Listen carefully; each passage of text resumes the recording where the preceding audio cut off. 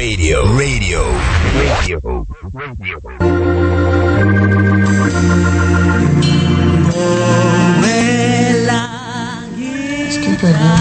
Mangibingelele kuseni kuyisabatha ohlelweni sikhumbule kuphakameni ngibingelele kubalaleli beinanda 88.4 FM indawo ngeindawo la bekhona ngiphinde ngibingelele kumfundisi wenkosi umfundisi JS Mhlongo ngiuthabo kaSambuthi ngibingelele mfundisi siyabuma baba Sambuthi kuyimini enhle yesabatha sibingelele ke sishekuseni nje sekunjalo emagqumeni asohlange kwaze oyowelela ngithola semagqumeni asengqwaqube endaweni yaseNanda selifikile izwi lomemo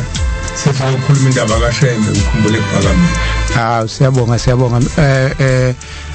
mfundisi wenkosi namhlanje umhla ka29 kuJanuary nyakeni ka 2022 siseyinsukwini la sesivala khona umhlangano sesiphezulu uhlelo osethanda ukuba ingayizivele siyayithola incingo siyayithola imiyalezo ivela kubantu bebonga mfundisi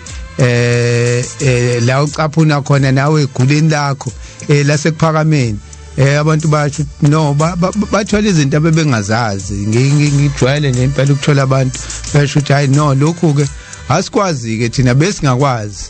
ngiyathemba futhi ukuthi namhlanje njengoba sivala umhlangano kukhona la usazophinde futhi usicaphunele khona kuphinde futhi kuvele nokunye njengoba sivala umhlangano ngesabatha edlule sasithembisile ukuthi sizoke sidlale uMshumayeli uZuma kodwa ngangeni kuMshumayeli uZuma umfundisi wenkosi ngizophinda futhi ngicela kuwena ukuzivulela ake ngibingelele ke sengibingelela sengithi imini yesabatha ayibe enhle kwaba ngcwele ngibonge kakhulu ukuthola leli thuba lokwenza lo msebenzi kaNkulunkulu omkhulu wasekuphakameni namhlanje eke ngicele ukuthi asemaningi amasonto sokusetshenziswe ngicela okugodwa esesikwenzile abafuna bangabe sanamathela batshela abanye utshwalwa abugwaywa emzini weNazaretha abatshelana abantu abangabe sayibuza lento mengithi abugaywa asibasindiseke abafuna ukwazi ukuthi wenze njani uma ungena ebuNazarethini abasithinte bathole indlela elandelwayo inkonzo kamahlukana ndlela efana nomshado lapho usuphuma kini usumboza ingubo uya emzini uma uba iNazaretha akufani nje nezinye izinkolo kodwa umboza ingubo ufe bese uyophila emphefumulweni manje na ke ngicela ukuthi bangabe besaphinda ke manje abantu ngaphandle kongazi kodwa batshelane ukuthi ukhetha uba iNazaretha into yokuqala oyenzayo wenza inkonzo ngamahlukana ndlela nje abantu besuka emhlanganweni abazi ukuthi abazame ukwenza inkonzo ngamahlukana ndlela kunemicimbi yonke khona eminye engeke bavulele iminyango yezulu bese semhlanganweni kahle emhlanganweni besiyokwenzani emhlanganweni khona incwadi engizoyivula egcineni nje besiyokwenzani ngizoyivula incwadi kamva nje esicethe sikayivulile so ivula leyo ncwadi khona manje ngithi izobo 23:9 kodwa 23:9 kwezinye zezincwadi ngizoyivula khona manje masiqeda la ngiyivule kodwa namhlanje ngifuna ukusho lokho ukuthi njengoba sihleli la asizili ukuzokhompyutha nomuntu kodwa silethe yonke into kaShembe eyindlela eya ekhaya sitho njalo isihloko namhlanje sifuna indlela eya ekhaya eke ngifundeke sisafuna indlela ekhaya la ngenhlanhla siphethe konke kuyikhomba indlela ekhaya eke ngifunde kanjena ke namhlanje incwadi kaTimotheo 1 indinyana yesikhombisa kuya kweshiya galombili kwaba ngasazi kahle isingisi u7 kuya ku8 eke ngifundeke ngokuba uNkulunkulu akasiphanga umoya obugwala kepha owamandla nothando nokuzikhuza. Ngalokho ungabi namahloni ngobufakazi benkosi yethu nangami isiboshwa, kodwa hlanganyela ukuhluphekela ivangeli namandla kaNkuluNkulu. Isho njalo lencwadi. Amen. Ithi njengoba sikhuluma nje asinamahloni. Eke ngiweleleke ngaphesheya la kuTimotheu wesibili lo engufundayo. Timotheu wesibili bangabheki boqabe ngasayathuli. Indinyana 7 and 8. Ngicabanga ukuthi ke ngikhuluma ukuthi manje lokho esikukhulumayo la uma ukuphikisa ngoba siphethe ukhona incwadi ekhona. Soyifunda kodwa. Yes. Jeremiah 6:16. Yes, hayi isikhathi sisekhona sisoyifunda kodwa. Sisekhona isikhathi. Ngicabanga ukuthi leyo songena kuyona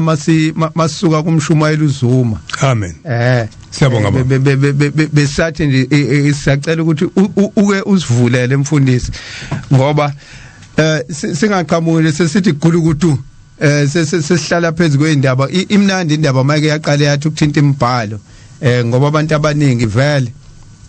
iyona into abayizwa kancane imibhalo kuze kuthiwa hayi lapha kaShembe abantu bakaShembe baneBhayibheli labo hayi vane bezwa abantu ukuthi sifunda lona leli funda lona leli elifundwa uwo wonke umuntu alikho iBhayibheli elinye liseceleni akukhethi futhi amavesi. Yes no la indaba kaMshumayeli uZuma kakhulukazi njengoba sike sakhuluma sasacela nobaba uMkhize abantu abangasekho laba abekho nje ngokwenyama sibabuni kodwa ngokomoya ngicabanga ukuthi bakhona ngoba nakho namanje amazwi abo siyawezwa nasemazulwini ngiyathemba ukuthi kuyazwakala ukuthi no bathi mabekhuluma la amazwi abo azwakale wonke umhlaba la izwakala khona ngoba lezi zinto ziyarekhodwa bese ihamba yonke indawo ukuthi hayi nangu uMkhize usaloku ekhulumile nangu uZuma usaloku ekhulumile usasho lento ayizwa ngisho ngoba bathatha ukuthi ubaba mkhulu wathi bambona ubaba mkhulu bambona umqalo walobu uNazaretha akubona abantu abakhuluma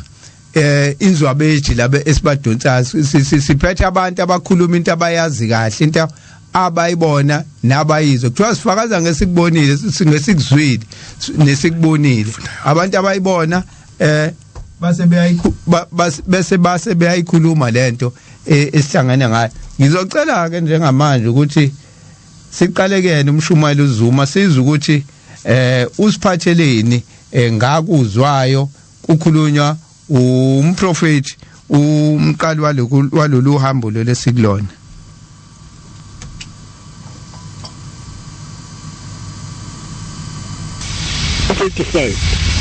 Nkosi Shembe uprofeti wamaNazaretha ukugcina wabiza umhlangano ukuthi ukuthenga indawo yasePlymouth ePlymouth eNew Germany wabebiza umhlangano wamaNazaretha kweza-ke nabangakhona lo mhlangano wafika nomlungu wangena ngo-3 ngesonto ngoba wakusasonto avama kakhulu amaNazaretha ukusonta ngesonto nangeSabatha ngoba baningi abantu abasemakhwisheni bakhuluma kulo mhlangano bathi lingasho ukuthi ngilibizela umlungu bantu bakithi nami bengibizwa abelungu ngomhlangano esebawenza bona bodwa lawa kwangamazwi okugcina esegcina eThekwini awuthutha esevalelisa ngasena kubuya futhi abukhulume naye bathi bangibizela ukuthenga indawo le ndawo yabo kuyabiza kakhulu kodwa umlungu ungehlulile ngezwe wathi umlungu wena uyise wezizwe eziningi ukuphi okulula ukuba ubahlaselise abantu ngomkhonto kunoba ubahlaselise ngemali ngoba uzama ukubuyisela izwe esizonhlalile uthi ngakhumbula ukuthi oyihlobeni bafa bayizinkulungwane nezinkulungwane bezama ukubuyisela izwe libuyako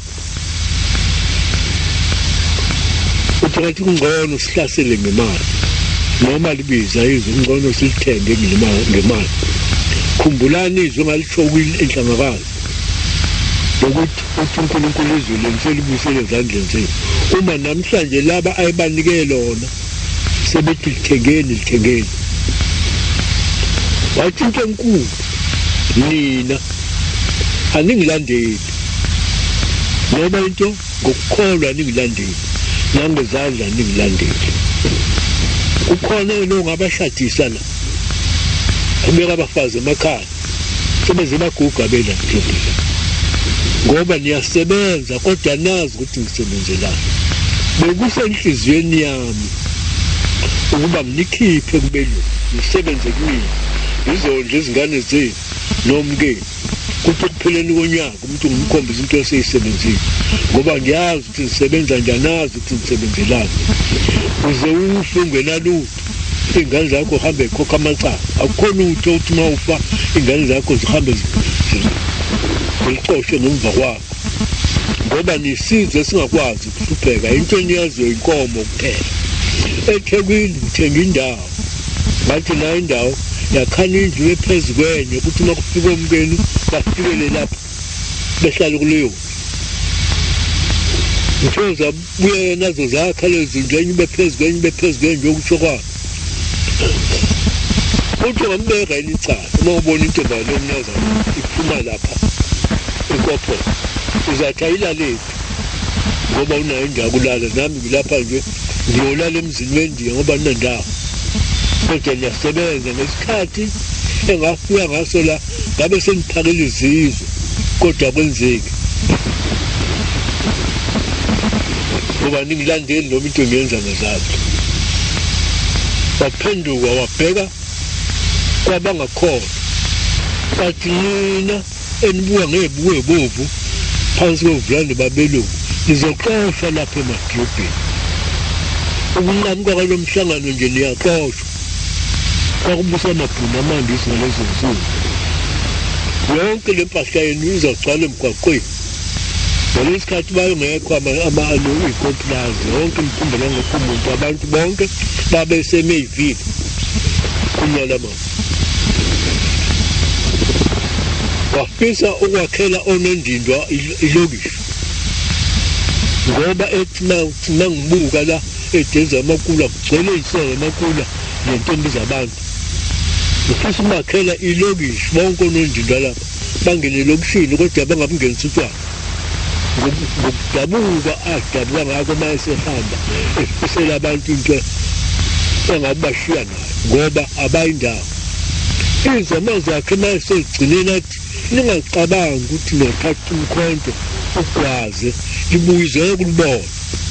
nicabanga ukuthi lesikhonyane siyoshiya lutho naso senishiyana impopho ntethu ngalesikhathi wakhonsikhensi embethe umhlaba babafanisa naso abelungu babo bayisikhonyane kuthina abadadeni athi uma ngenakuhlangana nibe nemisebenzi yenu inzalo yenu yonke izabuyela eMelika ngeke ithwale le mthwalo eyathwalwa yini ngaleso sikhathi wayengekho intombazane yomnazi athi ufake eqaqeni nomfazi ofake eqaqeni ngemvalo namhlanje saphenduka sibuyela khona eMelika lapha asho khona aphenduka futhi wabheka kuya kubangakhona wathi thina amashosha ningamaweseli ningamaroma nofika nini konke lapho kodwa ngizanibamba ngabanye ngiphelele ngamazwi la akathumekile awakhuluma eThekwini esegcina ukuthi umani ngenakuhlangana nibe nemisebenzi yenu nizophela namhlanje kukuleli phuzu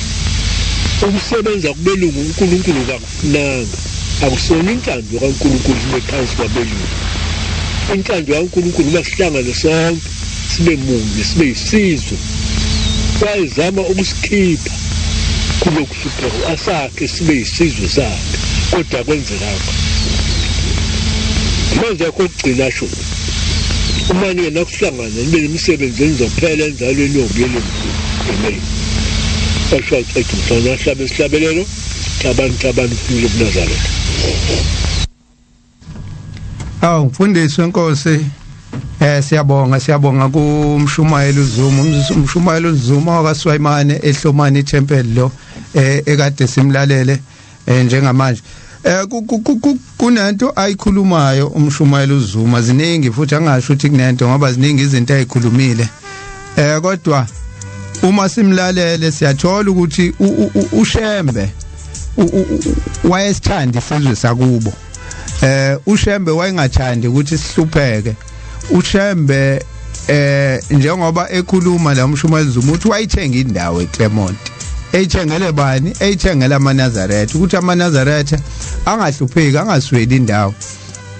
Le ndawo wayidayiselwe umlungu. Umlungu la uyamchazela uShembe uthi njengoba nina salithatha izwe kunina, iyodwa indlela ukuthi nilibuyise ngayo manje ukuthi nilibuyise ngemali.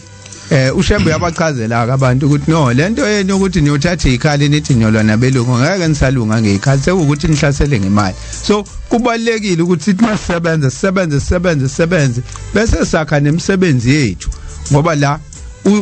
uyakhuluma ubaba mkhulu uthi hlanganani maNazaretha, mase nihlanganile bese nakha imisebenzi. Kufanele thina ngasi njengamaSulumane isifiso sakhe lesa ayisifisa yena, kodwa kwenzekanga uze wahamba emhlabeni lesifiso sakhe singafezekile. Namanje thina seyigcela zamandiya nabelungu. Angazi lento eyalesizwe sethu ukuthi yini inkinga la ikhona, ngoba umnikazi walokhu kuhamba noma umqali walokhu kuhamba wafike wafundisa uma kwahluleka okhokho. Yazi ngize ngithi mina hayi mhlambe bona ukuthi babengafundile. Kwahamba namhlanje kunezifundiswa ke kuleli ibandla. Nazo ngiyabona ukuthi zifundile kodwa zafunda lemfundo yesikole kuphela, zangabe isayibamba imfundo kaShembe, ngoba phela kufanele kuShembe yesikole bese uyihlanganisa le kaShembe bese iyaphuma lento yafundiswa uShembe, ngoba leyo sesikoleni vele iyakhela ukuthi ikufundisele ukuthi ihambe ufuna umsebenzi. Imfundiso yesikole le ayikufundiseli ukuthi imali, ingakho ungeke uzufunde ngemali esikoleni. Angeke ufunde ukuthi imali enziwa kanjani, kwenziwa kanjani ukuthi uzube nemali. Kodwa uShembe amaNazaretha wawafundisa ukuthi imali azoyenza kanjani. Lo bekhuluma ngomhlaba lo awuthenga. uShembe kwekuthiwa wayize emakhosini. Wathi mayifike emakhosini uShembe wasephinde ekhuluma lona lelizwe lela elikhuluma njengoba yena ehamba ethenga imihlaba. Wathi hey, abelungu laba njengoba bathatha izwe kanje, uma sithi sazoqukula imkhonto sihambe sobahlasela ngeke silunge. Ukhuluma nje vele kwakusanda kuphela izimpi zobhambatha, ufika uShembe emva kwempi kaBhambatha la, ngoba uBhambatha esukumile elwela indaba zokhanda pondo naye wahluleka. So sekunenye indlela ke manje kufanele sibashaye ngayo. So uShembe wayentshontsha izwe kubelungu, wayiqhamuka nesystem yokuntshontsha bengaboni ngoba bayithanda imali benjalo, ukuthi lalelani-ke nina tshelani abantu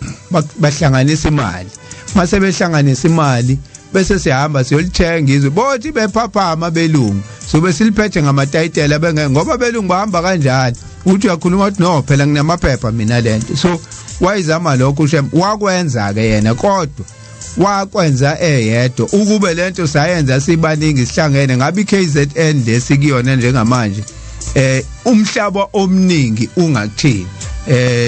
Mfundisi uthini kulamazwi lawa akhulunywa uMshumayeli athi akhulunywa ubaba mkhulu? Kulamazwi ngicabanga ukuthi sasivale izindlebe, savala nezingqondo zethu. Kwakufanele abantwana bamaNazaretha uma beesikoleni lapha emthandazweni omkhulu kuthiwa intando yakho mayenziwe emhlabeni njengoba yenziwe ezulwini. Kwakufanele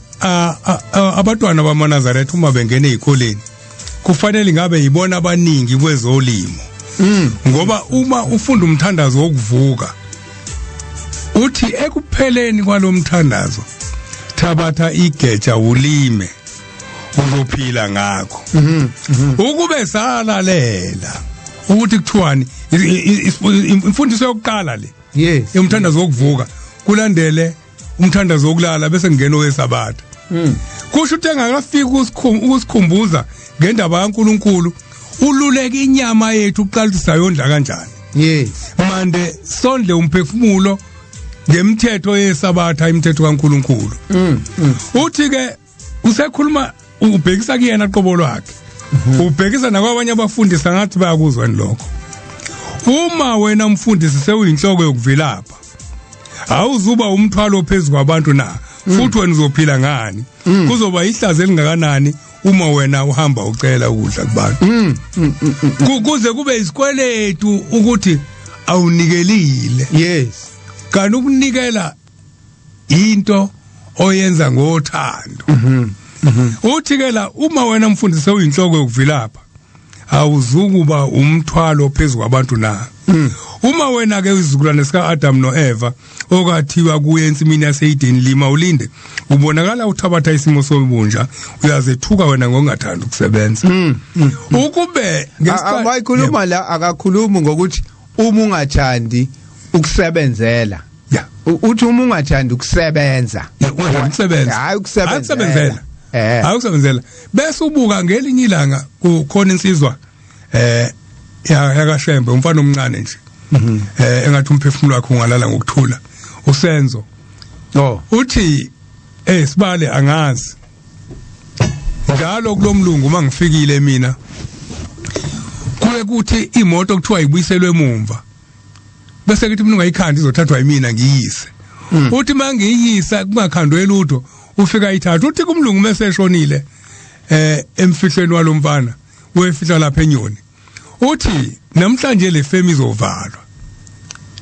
Sengiyayikhumbula lento izovaliswa ukuthi lo muntu mayethandaza ngo9 uthi uyibusise Nkosi Baba imisebenzi yezandla zethu. Umsebenzi wakhe ngithi kwakukusebenza la kumlungu. Umlungu angazi noma wayizwa lento uyabona lo muntu uvuke kusena athi uyibusise Baba imisebenzi yezandla zethu. Singadingi singasweli ukuze angadingi yena kufanele kube khona lo msebenzi womlungu. Kunemsebenzi ekhona kubelungu ngenxa yokuthandaza kwethu ngo9 emile uthi ke awuzophela u3 months ingavaliwe le ndawo ngempela zathi phela inyanga ezimbili yayivalile ilapha ngase point yavalwa ngci ngizwana siyofihla lo mfana wekhipha ama BM akhe sasihamba ngawo kodwa okwenzeka yavalwa indawo ngoba wengasekho umuntu ovuka njalo ekseni athi uyibusise imisebenzi yezandla zethu. Ilento le uma sizwa mfundisi ukuthi kwakufika abelungu ekuphakameni bezocela amaNazaretha uma befuna imisebenzi yabo ihambe kahle ngoba uShembe babebazi labantu ukuthi uShembe ubafundisile labantu abantshontshi labantu abaphuzi labantu amaNazaretha nje ayolunye uhlobo lingafani nabantu laba basemhlabeni ngendlela uShembe ayibakhe ngawo. So abelungu babethemba ukuthi makukhona labantu emsebenzini yabo imisebenzi izohamba kahle. Yebo kunjalo bangakhohlwa njalo abantu uzothola umunye ngisanda kumbamba mhlawumbe usupervisor ngisanda kumbamba omunye nje cha akulona iNazaretha lelo aliyenzile ombuza ukuthi untshontsha nje wayenza inkonzo kaMahlukana ndlela iNazaretha lenza inkonzo kaMahlukana ndlela lizahlukanise ngeke lebe nalanto kade uqala ngayo nje mfundisi uthi aphuza utshwala abugaya utshwala uma ke wena usubagayela utshwala uyababiza uyabangenisa ubagayela utshwala ubiza amasela kini ubizani uma sengena einganeni lezinto uzoyekelana ukwenza lezinto ezazenziwa yilamasela ngoba phela uphuzisana utshwala labantu lapho ubiza imoya eyayivela ihlupha bazoyekelana abantu ukuhlupha ngoba awuzange uzuhlukanisa. Silungisela ukuya ezweni lobomi masilungisela ukuya ezweni lobomi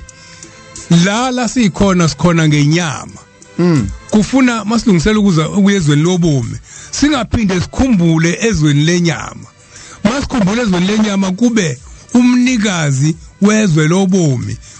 uthi qalazane ekhaya nibone ukuthi benzani masifika benza kabi sithi akwenziwa lokho ngoba silungisela ukuya ezweni lobomi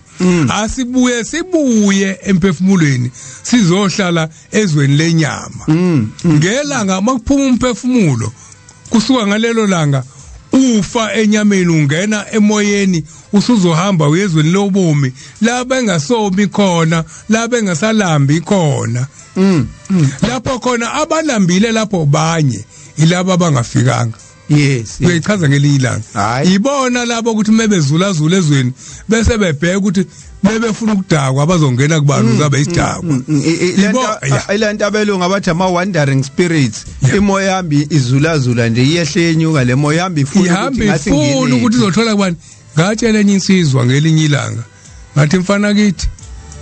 usufake lento oyifakile khona ibhaya elifakile ngathi kwenze njani wathi awungenwe iloka nalo ngathi lalelaka khona ihubo laShembe elithi amandiki namandawo umoya wabezizwe yes ngayichaza ngase ngithi lalela ke mfoka Dlamini namhlanje fika lapha kugobela uthathe zonke ingubo zakho ofike nazo zona uyifake ebhakedeni lakho lelo ophuma nalo uyogeza ngo4 ufika mfuleni uNkulunkulu kaShembe ngonile ebusweni bakho uphatha umentshisi nophalafini ufike le ingubo zakho oyigqokile uyibhunyele ngophalafini uyithatha uyifake emanzini uthi hambani niye la nanisebenzela khona mina ngokaShembe wakwenza lo mfana namhlanje uyaphila ingakho ke ngithi abantu ake besiye ukukhuluma ngomoya uthi ngelinye ilanga inkosi ilanga ngicocela umakhathini imbongi yalapha ngaphakathi kuphakameni imbongi yencoyincoyi uthi yathi inkosi yasekuphakameni uma umNazaretha uthi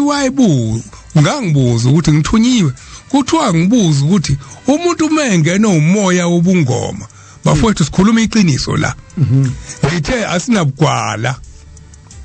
asinabugwala ethi ke inkosi yasekuphakameni mase fikile umakhathini ubaba wakhe ukuthi umuntu uhlambuluka kanjani mengena umoya wamandiki namandawo uthi ke akohamba ayegobela wakhe ugobela ke uyena okhelela lemoya sikhuluma iqiniso la ngendaba kaShembe asinabugwala yes uthi ke akohamba ayegobela wakhe afike abuze kuqala ukuthi ngelanga ungifaka lo moya wamandiki namandawo ithi inkosi angizokubiza uze nomoya engawuthola mnjane ngibhabhadiswa ubuyisele kumina bese ukhipha lo wakho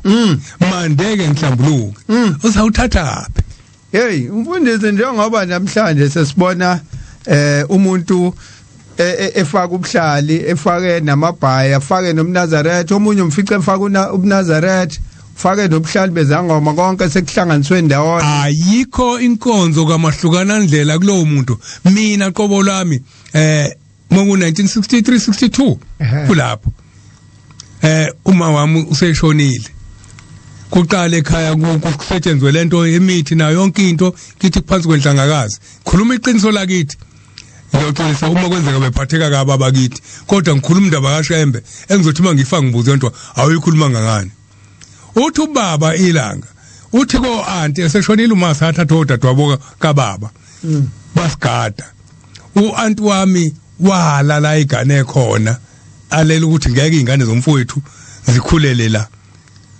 ithi inkosi yasekuphakameni ke le ingane zizokufa mazidla ukudla okuphekwe isangoma ngoba le ingane kaShembe ayibuye izohlala ekuphakameni hayi ngasho sasingena ngubo yokulala sasingena kudla sahamba ngonyawo suka phansi kwentaba inhlangakazi salala kadadewabo kagogo emasomini kagogo noyicaki savuka ekseni sahamba ngonyawo kwaze kwangena ekuphakameni safike sangena sahlala khona impuphu eyangena okokuqala sayinikwa inkosi yasekuphakameni yathi labantwana sebezophila manje udokotela ngicala ukubona ukuthi udokotela mina manje bokuthi masigula thina inkosi yasekuphakameni hawu nina amantombazana abafazi isho ngoba begade izingane yayisho njalo ko aunty ingane niyiphekela iphathela ngavula sihambe siyolala phansi kwemjiva kanti mayibisi sisinde umfundisi uselapho kukhona iclip kaMshumayeli uZuma bethi ngizoyidlala kodwa sengiyayijomba ngoba izinto ezithintayo sezingisa kwenye iclip futhi yakhe ake size uMshumayeli uZuma futhi uthini la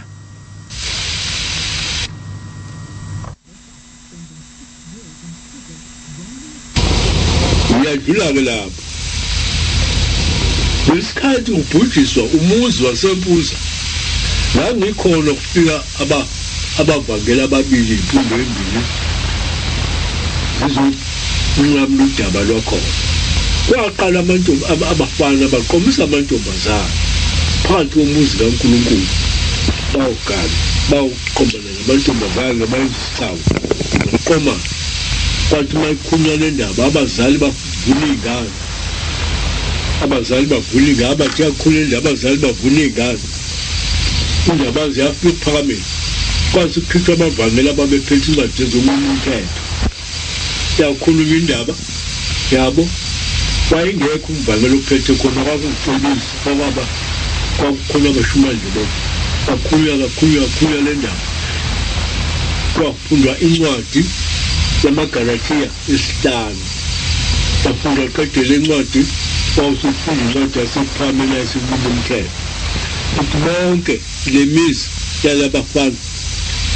abenza lento mayisuke iphele kwaZulu ingakhi nakweyodwa inkosi nezinkomo zabo zingahlangani nezimvu nalapho ekha khona ningaphi imfuyo izela kumile phakathi inhliziyo zabantu ngalo suku zahlubuka uma sekuthiwa abasuke ezweni lakwaZulu bangakhi nakweyodwa inkosi abenzanga ukuzozikhalela enkosini bajika baya enkosini yesizwe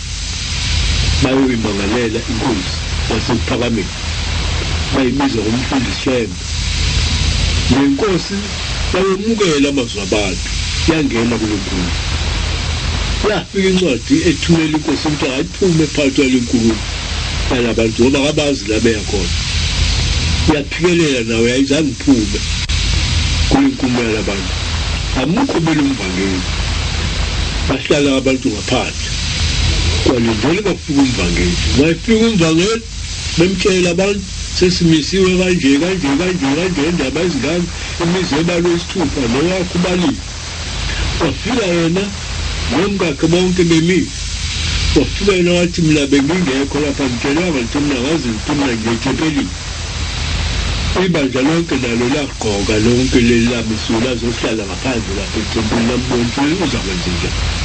wangena waqonda khona ethempelini wathi efika wayengena phakathi ethempelini lalisuka nalibandla limisiwe laliyongena phakathi kwathi lingaphakathi laphuma lawusontana odwa ngaphandle kwaze waphinde wafika elinye isonto wafika futhi sebethandaza lapha akazange ngami ukuthi beguqa bethandaza nami ngingakhiwe wafika adlula nje kwaze kwawuhanjwa kwawulanda induna engakhona ukuzofaka induna nenkosi kulekuda ukuthi nayo baba sebenqamukele phakathi sebesonta abantu nalaba sebesonta abantu nalawo yakhuluma amazwi angasile yayisingena lolu daba ezulu ukuthi walengasela isihlahla ukuthi anesithathe ngamphole isiphose lapha emzingazi uma nina ngasasonto lapha na yathi izukuya wena lapha ayiphelanga abelento waze wababuka mkhulu wathi akuphele konke lokhu abantu bahlangane ndawo lapha ngaba kasingakhona bayiqede yonke lento besebaqolela abantu akwenzekanga ukuthanda kwabantu kuphela besahlangane besonta ndawonye kwasuka umfana wakwaZulu wawuthatha intombazane yasethembalini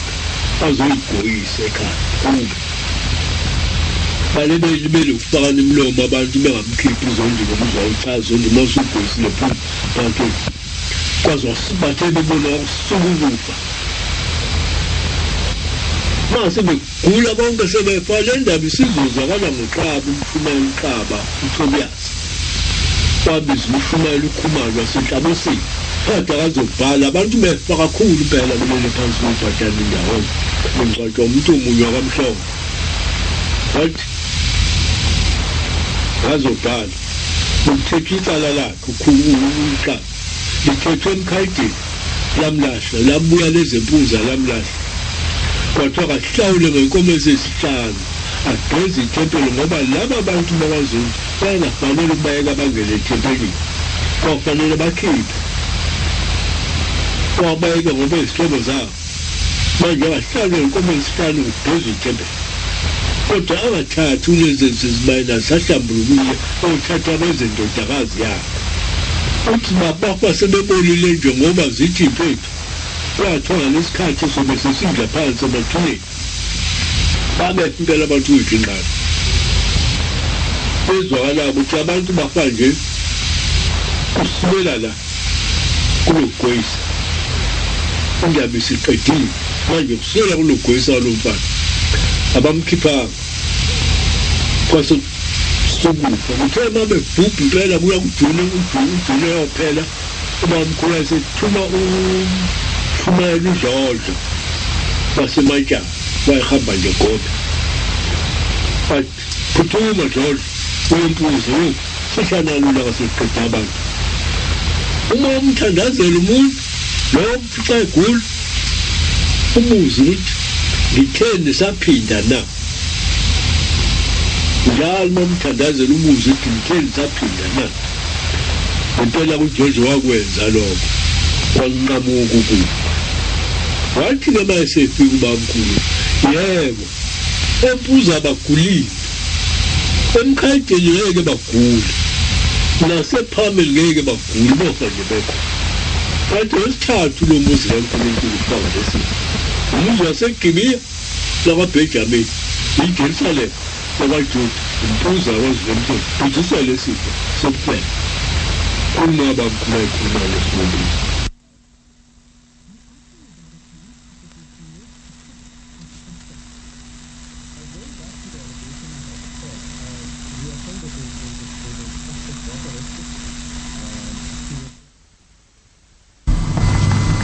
hayi nazi into zethu seyithula angasebenze njani la sizobuyela kuMshumayeli uZuma angazi imshini yethu ibuyenze ukuthi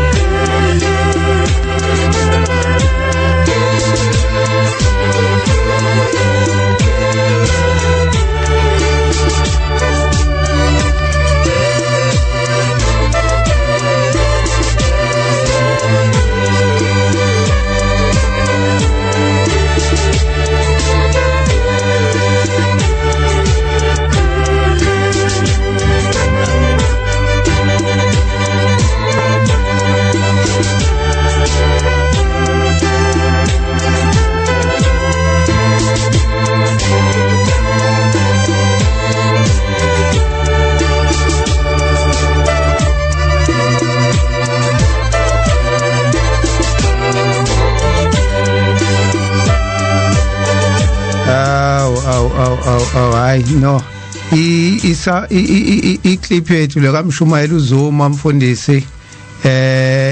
iyona esithola ukuthi ngathi inenkinga kodwa ingqikithi endaba akade ikhuluma sesiyitholile ngoba indaba isekubhujisweni komuzi wasempuzi umuzi wasempuzi ubhujiswa nje abantu benza icala ingane lapho yayichaza uMshumayeli uZuma icala lokuqala ukuthi kwaqomisana izingane emzini wasempuzi kwase kungena icala khona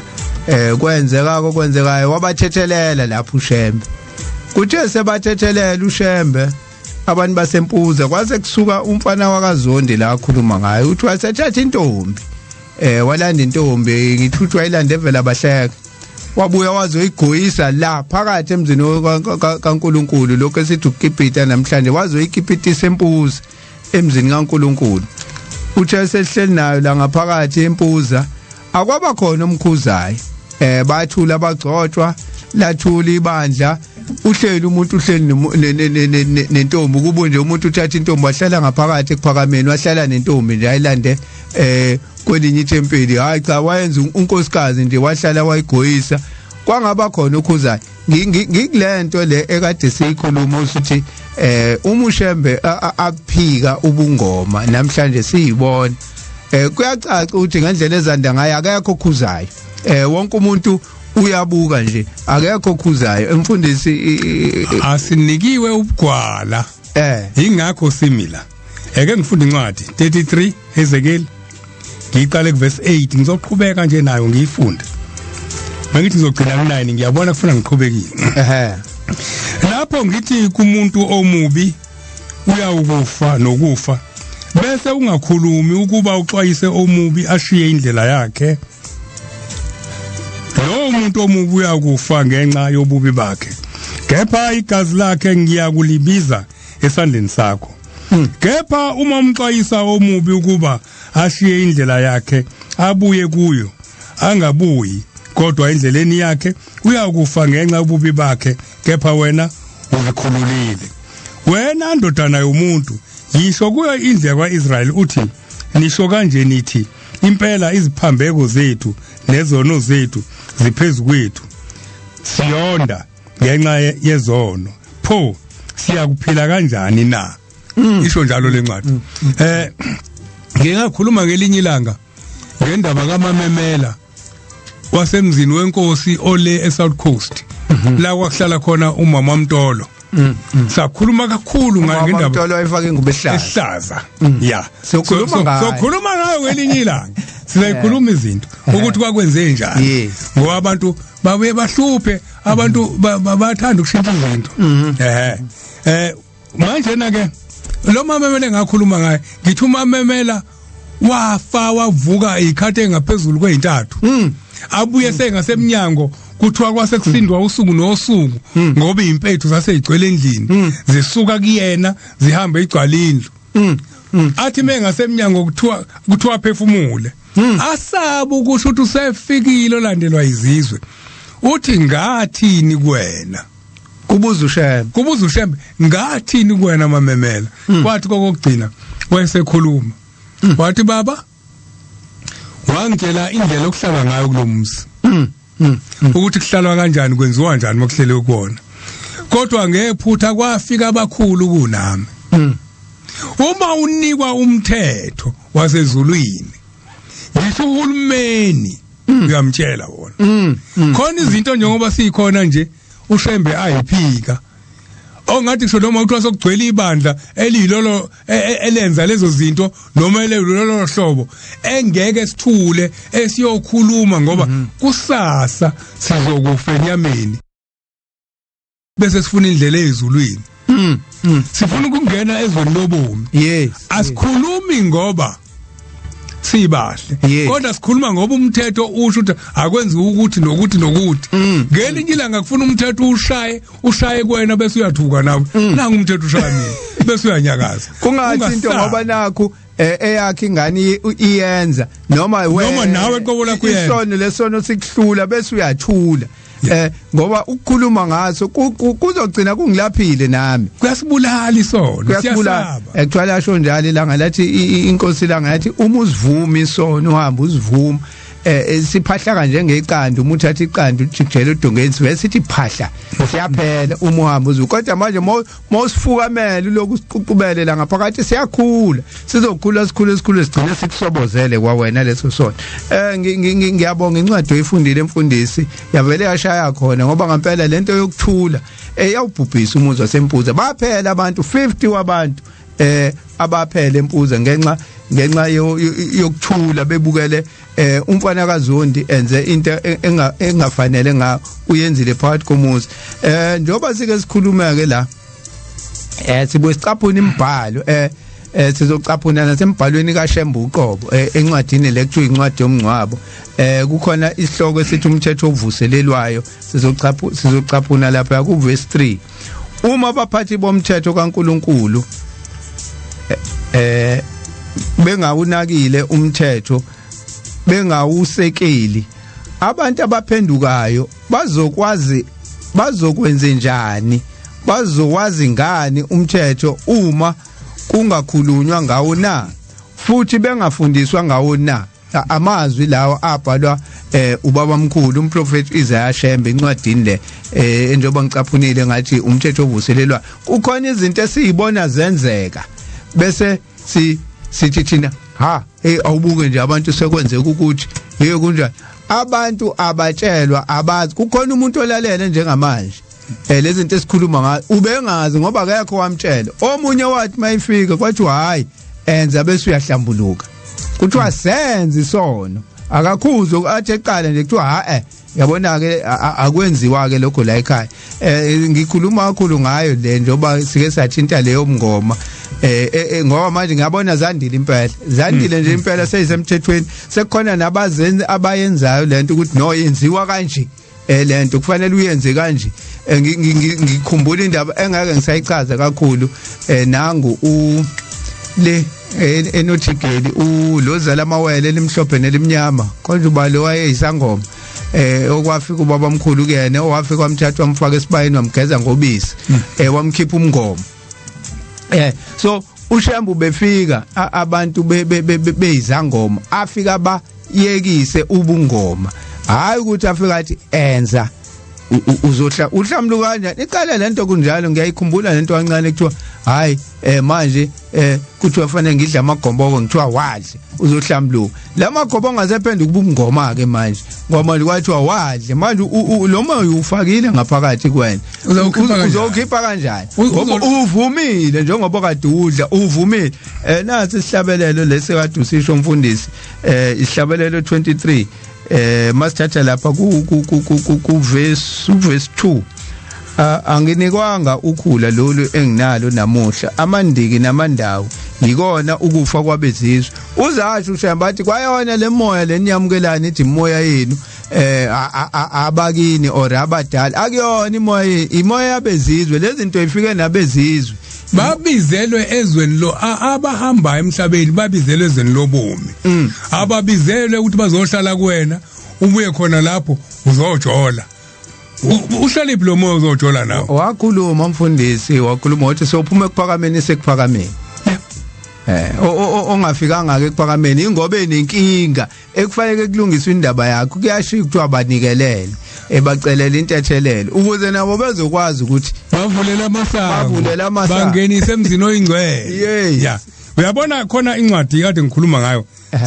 sengizwa lento yemoya ukuthi wakhona imoya la ekhaya ungakwenza ukuthi wakhona imoya munye umoya ogada amagcekeni agcekethu umoya wasezulwini mase simukela ukholo eke sifundele incwadi kade siyokwenzani emhlanganweni emhlanganweni nakhona usuvuca kuthiwa angazi noma ngikhuluma kahle yini kodwa ngikhulume ngoba anginikiwe ubugwala ngcono ngoba umfundisi mina usufika umuntu athi emhlanganweni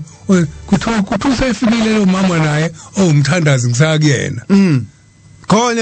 emhlanganweni lalelana la indaba besonza emhlanganweni lapho usekama ukuba kulwe nezitha zakho wogcina konke okubi uma ekhona phakathi kwenu umuntu ongahlambulukile ngenxa yokumehlelile ebusuku uyakuphuma ngaphandle kwekamu angangeni phakathi kwekamu kepha ngakusihla uyakugeza ngamanzi lanxa selishonile ilanga uyakungena ekamu eke silaleleke sikhuluma ngomthetho kaShembe manje uJuly besibona isimangaliso uJuly uJanuary October besibona isimangaliso amadoda mokuthiwa isekamu kuchaza ukuthi kuhlukenwe intombi zizodwa intaba epheza ingudlungudlu u14 uJamangweni uwodwa inhlayisa uthi iyodwa kuthiwa ke uzozigcina ukuze kungangeni okubi kuwena ngokuthi inhlayisa uthi mike yawela yaya ngale ngasendlala idlindoda nasepoison abakwazi lapha abantu abatsheli ukuthi indlala indoda yini ipoison yini konke bekuzo umuntu abawazi ngikhuluma ngalo yini ke indlala idlindoda yini ke esikoleni yini ke esipholi muka wawelela ngale bokufanele ngaphambi kokuthi ungene ekamo ukhe amanzi ngendishi ucele ko ngaphakathi ahamba umuntu oyehla njalo adlule kaMqomo abakanjalo kaMqomo abantu sikhuluma manje ngomuzwa sekuphakameni udlule kaMqomo ushone phansi uthi mawujika lapha uyangena bokunendawo lapho yokuya ngaphandle ikuzokhulunywa ngayo futhi la kufanele kube nendawo yokuya ngaphandle ufika khona ufika uyithela amanzi uthela amanzi ugeza umzimba ngoba uphumile ekamu waya ngale wenzela ukuthi kusuka imoya kwakuyimfundiso leyo ngesiqhubeke nalencwadi makube khona indawo yangaphandle ile ngishoyo yes hayi ukuthi ubone sokundiza amaphepha lawa asetshenziswa kuthiwa ama toilet paper esendiza yonke indawo nokungcola kodwa sibe sithi semhlabeni kuthiwa ke makube khona indawo yangaphandle kwekami lapho yakuphumela khona ukuya ngaphandle yini edala kube khona indawo yangaphandle khona edala ukuthi kube khona indawo yangaphandle ube nesimbo ezikhalini zakho kuyakuthi lapho uya ngaphandle umbe ngaso ubuye usibekele okuphumile kuwe kulenye incwadi eyingcwele iBhayibheli elinye iyasho ibiza ngegama lento esibekelwayo ukuthi yini umbe bese uyasibekela manje na ke kunye sikubuzayo kwenzelwani lokho ukuthi usibekele okuphumile kuwena muya ngaphandle ngokuba uJehova uNkulunkulu wakho uyakuhamba phakathi kwekamo ukukophula nokunikela manje la kama sekubukana nemoya uba nolandelwayo la nemoya la ungabanga umsindo ngoba abantu abangenayo usekami njalo semhlanganweni nakula ngokuba uJehova uNkulunkulu wakho uyakuhamba phakathi kwekamo ukukophula nokunikela izitha zakho phambi kwakho ngalokho ikamu lakho liyakuba ngcwele ukuba angaboni into engcolileyo kuwe akuflathele sebekhohliwa abantu into oyenzayo iyona echumayo la ulindele khona uNkulunkulu egcekeni ngesikhathi kune inkomo eziningi emzini yabantu sikhule thina igcwele inkomo ekhaya ngikhula ngimncane yini ayidala igcwele inkomo ingoba uJehova wathi mezulazula phakathi kwegceke lakithi afice sakha inkomo zobumba lezo kuthiwa ushembene wathi mezakhe zayahamba ezakhe manje wefika kwakhiwa inkomo zobumba ebese ebona ukuthi into ethandwa kuleli igceke yini inkomo bese kwanda inkomo namhlanje amagceke ethu ukhona uNkulunkulu ubuke kude namhlanje ingane anginayo ngisho ingane zethu nganginengadi ke ngoba azothi mebona athi ngizonisa izulu ingadi 1 by 1 yabo 1 meter by 1 meter ibencane nje uNkulunkulu nokutshala ethayini nje noma ngibe nesihlahla sikaphelepheleke nje ngikhombisa ekupheleni kwalomthandazo ngeze uthabatha igeju limi ngoba ngihlala emjondolo ngithi anginayo indawo yokutshala isihlahla sikaphelepheleke nje ukuthi ngingabe sengithenga konke usekulapha kuleyo ncwadi mfundisi ngiyathanda ukuthi mawufunda iBhayibheli bese ngiphinde futhi nami ngithatha imibhalo kaShem uShem unemibhalo le esiyizibayo kuyona incwadi le esithe incwadi umncwabo khona la ukuthi umthetho ovuselelwayo uverse 49 wakhona uthi makube khona isixa ezikhalini zakho negeja uma ubona ukungcola ukugqibe makube khona ihlane ngaphandle komuzi wakho lapho uyophumela khona umbe ugqibe kungabonakali okungcolileyo emzini wakho ngokuba uJehova uyahambela ekhaya lakho ukukukhulula nokuchitha izitha zakho funa afulathele ushembeke lo sesifunda amazwi kaShembeke manje la emva kwami emachobeni uzokhuluma umangubane umkhokheli umangubane shows uyakolinda ekuphakameni uyolindela ukuthola umntwana sikhuluma manje ngokuhlanzeka kwekamo kade bokufuna ikamo lihlanzeke ukuze uJehova asaphule ezitheni zakhe wengabathola abantwana umangubane mephuma endlini yesonto ekuphakameni uphuma kunento echitheke edebhisini kusuka kuzokuqala kuze kuyophuma phansi ayidlule lento bonke abantu bayeqa naye ayeqa angazi ke noma uNkulunkulu kwakuyena yedwa ayibona yini kodwa yena wayibona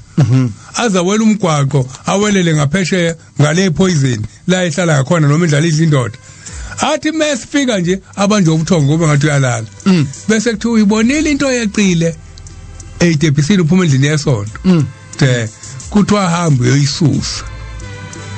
ingilozi ebilethe umntwana kuwena ayisakuphelezelanga ngoba ushiyelo kakungcono wabuyela emumva uthi ngabuyela nazo lezo ngubo engangiyigqokile uthi ithawule ngalithatha ithawule elisha uthi ngafike ngayisula lento eyayinciki uthi ngayisula ngayiqeda uthi ngithese ngilele uthi wayesehla umntwana ehla ngobasket wasekuthiwa nanga umntwana wakho ke akasayi ukufa ngoba wayehleli kahle into ibalekile inhlanzeko kuleli bandla ibalekile inhlanzeko singabantu nje so sibuka inhlanzeko sibukele kude sithi amaSulumane ahlanzekile omunye uzahlekisa athi amaSulumane emade eyikhulula asula azasule ngamanzi awu amaSulumane omunye uzathi amanuku cha amaSulumane uma izinto ekufika ngase yazi sine yazi ngingakafiki kule amaSulumane angiqale kulese engike ngayibona einsukwini ngibona khona la ngoba sekukhona social media la ku Facebook kusho uadvertiser indawo yakhe edayisa ukudla lo emhlanganweni kudayisa ukudla kokuphambili lokhu kungathi kwesilungu khona neonyama kudekwe kahle itafula kudliwa ngefork and knife kule restaurant so isemhlanganweni njalo ikudliwa ngefork and knife salithela ngiyakule yamaSulumane njalo nobunono ngiyayibuka lento uthi thina abantu siyathanda ukuthatha imikhuba engasile yabezizwe kakhulukazi yalaba abamhlophe ngoba lokudla ngefork and knife ukubuka ngathi into enhle noma ephambili ngoba yenziwe abebalela imhlophe akumnandi okokuqala nje indaba yale fork and knife nakhona nje ungadluza ukuchitha ukudla ngoba manje okokuqala ikudlisa ngesandla sobunxele kukhuni nje ukudla ngesandla ongajwayele ukudla ngathi thina ngokwesiko ngisho ukhula uqala uyingane uthi mawuthi ufaka lesandla emlonyeni akushawe udla ngesandla soqopha kusho njalo yabo ngoba uyatshela ukuthi isiZulu size sisho ukuthi lesi uright isokudla i-standard leso sasokhohle esokuyisula ngemuva asiye emlonyeni ngoba esokuyisula ubunono lobo esikhuluma ngabo amaSulumane ayabazi lobo bunono lobo ukuthi awudli ngesandla oyisula ngaso ngemuva udla ngesandla esokudla lesi nje siya ngemuva asiyinhlobo emlonyeni awuphathi ngisho isixupho ngalesa asiye emlomeni ngoba isandla esendaweni engcolile now uma maNazaretha usuwabona ngaphakathi emhlanganweni esefundisana ukuthi kuhle ukuthi udle ngesandla oyisula ngaso ngemuva siyabla siyakhona akasikhumbuzana uma kwakhiwa isitolo sasenhlangakazi saqala ukucelwa lesitolo ngo1968 sayasakhiwa ngo1970 siqala ukuphela inkosi kunamazwi yawashoyo uma ukucelwa isitolo yathi inkosi kuzokwandona undindwa uma kuba khona isitolo lapha enhlangakazi isitolo sasiphansi kunendawo ephansi esigodweni kuthiwa ikadidiza sasingekho inhlobo ngaphakathi sasisendaweni kuthiwa ikadidiza wona isimanga namhlanje isimanga kuphuma iSabatha kuthiwa sikhosi sikamna bukwana kuphuma iSabatha umuntu kucinyelwe uqalaza impahla yakhe ayibeke ngaphandle ayidayisayo kuphuma iSabatha umuntu moye kwahamba ugesi uyagijima uyobheka ukuthi kudla ahliya iSabatha sohambile ugesi kuzobola ukudla efrijini ngoba akezile kakhulu ukuzolindela ukuthi uNkulunkulu amnqobele izitha zakhe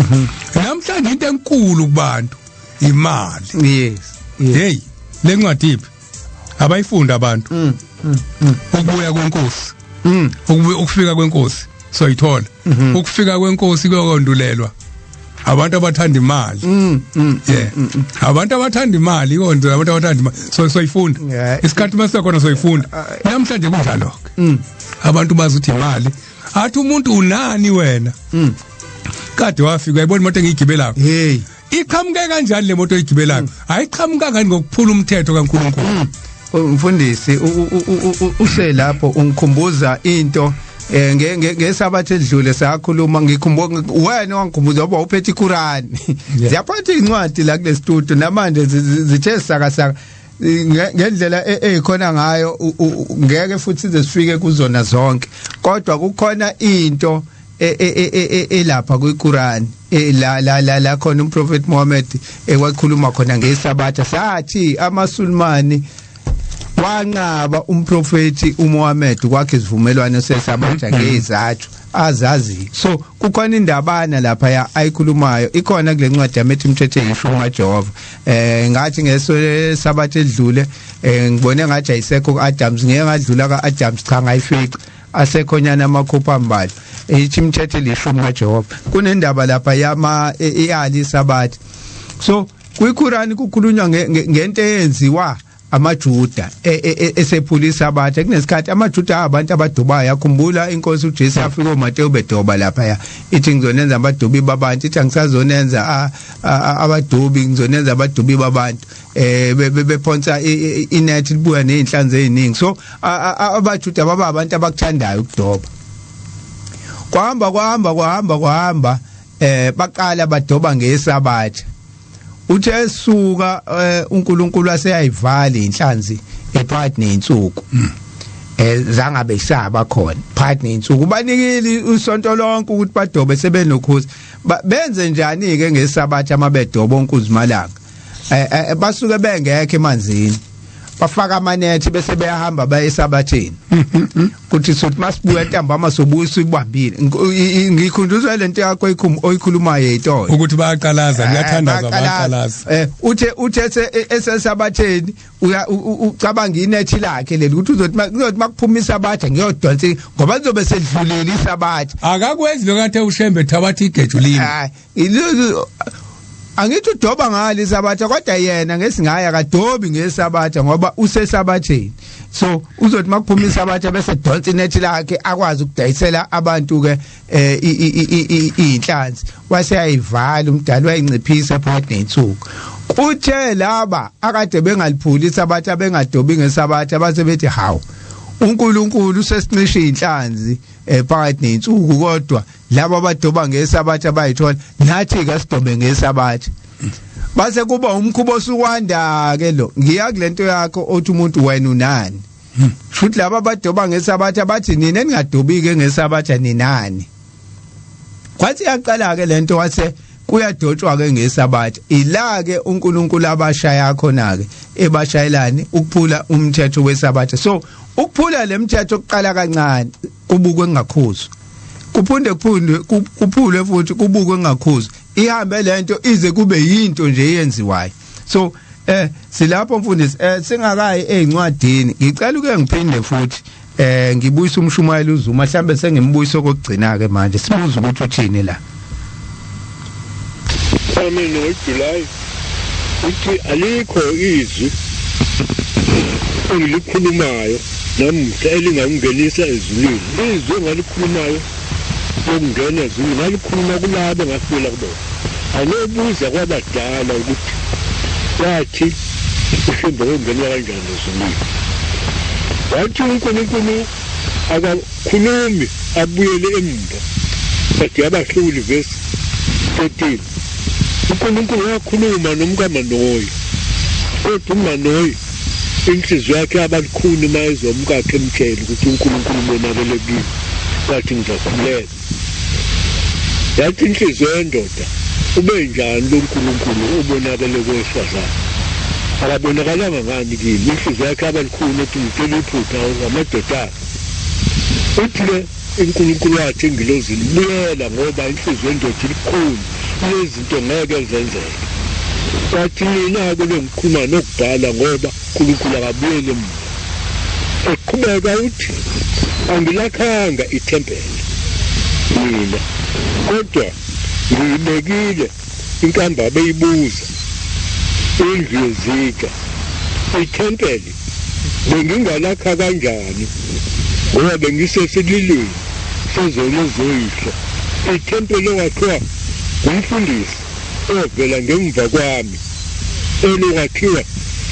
izizwe zonke zomhlaba namasango nogange lethusi amasango ayavulwa ngeSabatha 29 ngoJulayi uthi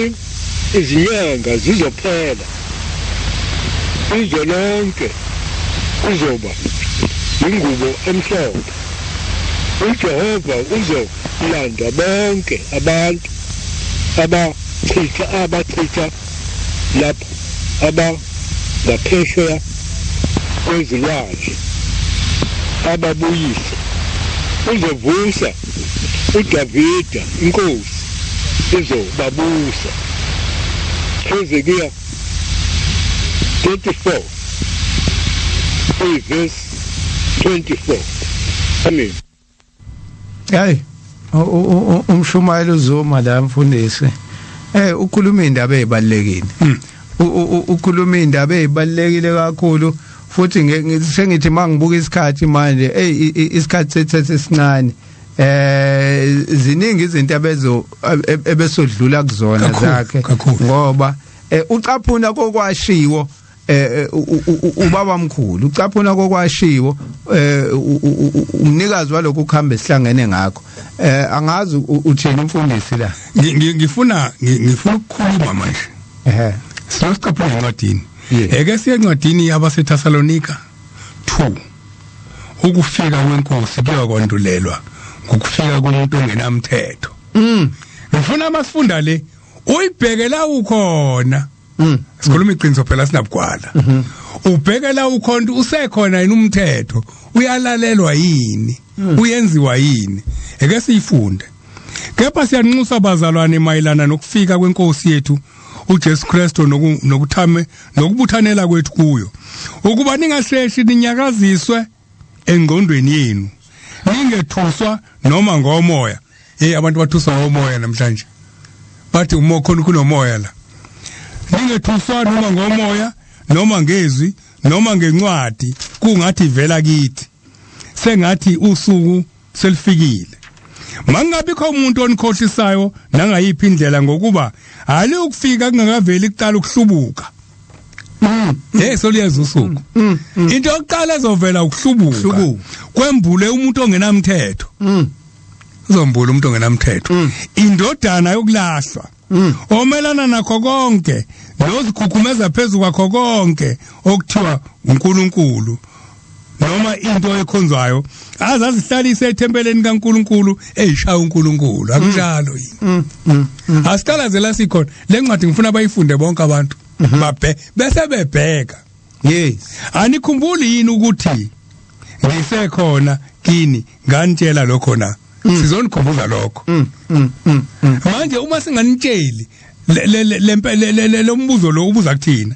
uthi anikhumbula ukuthi ngisekhona emzini sekuphakameni nganitshela ngakho konke lokuthi kuyenzeka kuzokwenza ukuthi nokuthi sizokhumbuzana lokho njengoba sithi sikhumbule kuphakameni sikhumbuzwa lo mbuzo othi anikhumbuli yini ngisekhona ukuthi nganitshela lokho senikwazi ukubambezelayo ukuze kwambulwe ngesikhathi sakhe ngokuba imfihlakalo yokungabi namthetho isiyasebenza kuphela ukuze kudediswe yena obambezelayo manje lapho ke uza kwambula lowo ongenamthetho eyakumqeda inkosi Jesu Kristu ngomoya womlomo wayo imchithe ngokubonakala kokufika kwayo lowo okufika kwakhe kungokusebenza kukaSathane ngawo onke amandla amen kusesikhathini esinzima sikuleso sikhathi sesikhathini esinzima ngiyakuthanda mfundisi mawuthi umuntu akabheka ukuthi kwenzakalani la ngikhona okwesibili lokushila ngasendulo ngathi noma uthi uyagijima noma uthi uhamba kancane kodwa bheka ukuthi awuyena noJakobe khona intshumayelo kaMfundisi uNtombela ethi yebo ubonakalile entabeni ugidile unikelile wahambile amasabatha usambile nesimayo kodwa inhliziyo yakho kungenile niloku kukona engathi wena uJakobe bangaka bawoJakobe bangaka athi mebheka abheka ukuthi ngesikhathi ehamba nomhlangano phansi zingaki izinto azenzile endleleni ayisolayo ngazo zingaki izinto athe mesefika entabeni yomhlangano ayisolayo ngakho kungakukhuluma ukuphuma emlonyeni wakhe athi mesecabanga ayisole ngakho wozani masibuyele kuJehova hawu masibuyele kuJehova umfundisi nabalaleli bazoxola ikuvala umhlangano namhlanje ngesabatha edlule besibuye sigwinyamathe sidlale ihlabelelo hayi uthi siyabuka kuningi kanti isikhathi sesisincane kukhona nala engizothanda sidlule khona kodwa ke kunensizwa la kunesimo angithi kunesimo esibhekana naso njalo ngoJanuary kakhulukazi uJuly uSeptember kunedimoni elikhulu elihlasela amaNazaretha leli elingene ezikolweni kuthiwa amaNazaretha ingana igunde lesi simo lesi sinzima kakhulu kumanje njengoba sikhuluma nje isiqalile indaba hayi isonto lonke ingenele ingcingo ezithi asilekelele nazi ingane ixoshwe ezikolweni kuthiwa ihambe ziyogunda nazi ingane kuthiwa ihambe ziyogunda ngifuna ukuthola usihlalo la weNazareth Judicial Council umfokamyeni ngizwe ukuthi isimo sinjani ngike ngasho ngathi mina ngusecretary kodwa ke ngifuna ke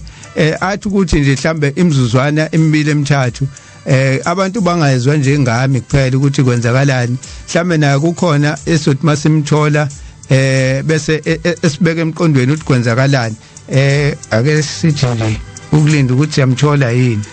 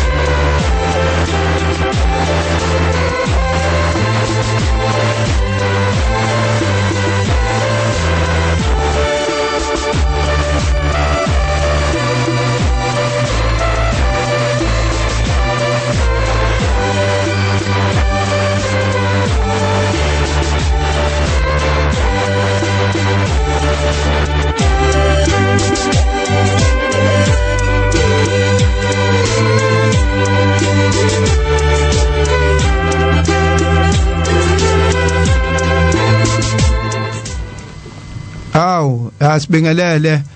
mfokamyeni usihlalo weNazareth Judicial Council lo sinayo njengamanje kuyaphila kamfokamyeni yebo ngiyaphila msakazi nabalaleli hawu siyabonga ukuthola ekseni cha yile umshikashika lo ngike ngawuthi ifahla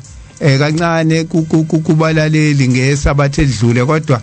engathi isimo sithanda ukuba manzonzo manje ungasibeka esithombeni ukuthi kwenzakalani yebo msakazi nabalaleli siyiNazareth Judicial Council esibhekane nobunzima ikakhulukazi kulonyaka uma ubheka nje kulonyaka ama complaints esiwatholile awu45 okuxoshwa kweingane zamaNazaretha izima ezikephi lezi mhlambe isikole sisodwa kwenzakalani ikola eziningi ezihlukahlukene ikakhulukazi lapha kwaZulu Natal esinye besilapha emkhanya kude emkhuze emthwazi lesa sikole asiyekile ukuhlukumeza ingane zamaNazaretha umfundi lo owayexoshiwe kwathiwa akayolanda umholo wesonto umnyango wezemfundo wathembisa ukuthi uzombuyisela umfundi esikoleni ayeke lokuthi kuyekwe le ndaba yokuthi kuthiwa kulandwe umholo wesonto mangikhuluma ke ngomholo wesonto ngoba vele umuntu abamenishina nangegama umholi nje wesonto njengoba kukhona ama branches ephakameni yebo kusuke kushiwo ukuthi akalandi ushembe lapho baze bamemeza nangegama ke leyo nkosi abayishoyo namanje usahlele ekhaya ke uthi uthisha kabuye noshembe mbokameni ngeke ngabona khona incwadi oke wangithumela nayo izolo engicabanga ukuthi udaba lolu ekuzofanele ke ngizolisukumela bese nginika ireport sengikhohlwe angazi noma unayo yini mhlambe igama lesikole ngekhanda lapho kodwa ngeke ngabona ngathi sendwedwe. Yebo msakazi, la kunesikole okuthiwa ezindlovini primary sisendwedwe. Kunencwadi lapha ebhaliwe ithi mzali siyakubingelela egameni lesikole, sicela ufike nomntwana wakho ophula umthetho obekiwe wesikole usuku u31 January 2022 ngomsombuluko isikhathi u10 ekseni base babhala uNB okusho ukuthi we are warning him not ban ika kanye nomntwana wakho akafike nayo lengane lena ingane bathi akafike nayo beze lapha ecaleni ibhalwe ubani incwadi akwaziwa ukuthi ibhalwe ubani ngoba ngezansi babhale ukuthi abazithobayo ikomiti lomfaniswami inkinga phela ngoba kufanele kubhala umuntu eqhonyana naye ukuthi ubani ivela kubani lencwadi ubani lo kodwa ke nje lo olunye le cishe nje engizohlala phezukwalo ngesabatha ezayo sobe sesikhipha ireport ukuthi kwenzakaleni mhlambe nomzali somthola ukuthi achaze ukuthi kwenzakaleni ngoba lezi zinto lezi unyaka nonyaka mhlambe ungababeka abalaleli esithombeni ukuthi inkinga yeNazareth Judicial Council njoba sibona lento unyaka nonyaka yini lento ingapheli le demoni leli lokuhlasela amaNazareth no amaNazaretha nathi sinayo inkinga yethu ngaphakathi lapha msakazini thina njengeNazareth Judicial Council le ndaba yilokuthi ayiqala ngomhla ka20 ngo2016 na OCRL commission namanye ama-commission wase kuba khona osomathuba ababona ithuba esontweni sebaqala bona babhala incwadi bayayidayisa ngawo 25 rand bathi incwadi zokuthi akugundwa yesikanti incwadi ayikho incwadi yokuthi akugundwa yes ngoba ilungelo eliku-constitution uchairperson we-CRR commission umama Mxaluva wakuchaza kahle nje ukuthi akukho incwadi ebhalwayo ibhalela uthisha omkhulu nawothisha vele ngalenkathi bafunda e-university bafundiswa nge-constitution namalungelo abantu ukuthi ingane ningayihluphi ningazigundisi nomnyango futhi we-education wabhala incwadi isekhula wabasendela ukuthi ningayithinti ingane zamaNazaretha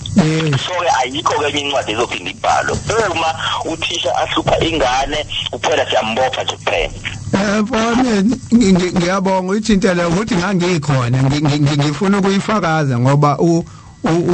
uchairperson umama Mxaluva wayikhuluma ngikhona ngoba sasinomkhuba onjalo ukuthi sasibesibhalele incwadi sibhalele isikole uthi umama Mxaluva nami ngiphuzelela amazwi akho uthi lalelanda ningabhali incwadi nibhalele izikole ngoba awukwazi ukucela ilungelo lakho elibhaliwe ku-constitution manje nina amaNazaretha uma lokho nibhale incwadi nibhalele izikole ngamanye amazwi niyalicela ilungelo ulicela kanjani ilungelo umuntu onenkinga yilophula ilungelo njengoba ke manje bethi kunemithetho yezikole so ngenye indlela nale ngiyifundile nile yancwadi ukuthi sekuhlangana abantu abathi mabezonda ushembe bezonda amaNazaretha bese besebenzisa isikole ukufesa inhloso zabo manje bese bethi bayikomiti lezenhlanzeko uthi unothi ababuza ukuthi ingane ayihlanzekile inezinto alele ngane cha ikuphi kanti engahlanzekile ngakho ifike ingakameli ifike ikameli ikuphi kanti awukutholi ngiyacabanga ukuthi yakwazi lokho ngoba sesihambe kakhulu lezinto ingane zamaNazaretha zinithi ngalendlela le exakubona kula emsakazweni ade sikhuluma ngayo inhlanzeko manje asiyazi lenhlanzeko abathi inenkinga nezinwele mfokameni angazi noma kukhona yena okunye mhlambe ofuna ukuvala ngakho ngoba lolu daba sezolikhuluma sobuyisa futhi nama report yebo champhazeli kokugcizelela nje ukuthi la besihamba kahle kuphela sadlala labo somathuba bona sebathole ukwenza ibusiness esontweni njengoba bathi badayisa le incwadi ngawo 25 rand uma ingane isinenkinga abakwazi futhi ukubuya lapha esikoleni bayoyilamulela kule ncwadi abade bayinikeza yona bavele bayinikeze inamba yethu bona ngalena bakha amamiliyoni ngalokuqili babo bese mase ingane zinenkinga bayirefer thina thina ke umsakazi njengoba uyazi ukuthi thina amaNazaretha izingane siyazazi ukuthi azina lutho asifune lutho kuso kuphela besifunela uxhaso eindaweni ezisemaceleni kuma private ngenxa yokuthi isonto alikwazi ukusixhasa ngoba nalo alina mali lineyinkinga zombako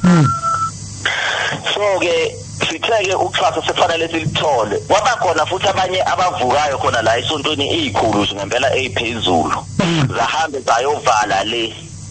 bayazi abanye abaholi nabafundisi nezikhulu sinabo le kuMatepe Foundation basuka ezinye izikhulu zathi thina asinganikezwa imali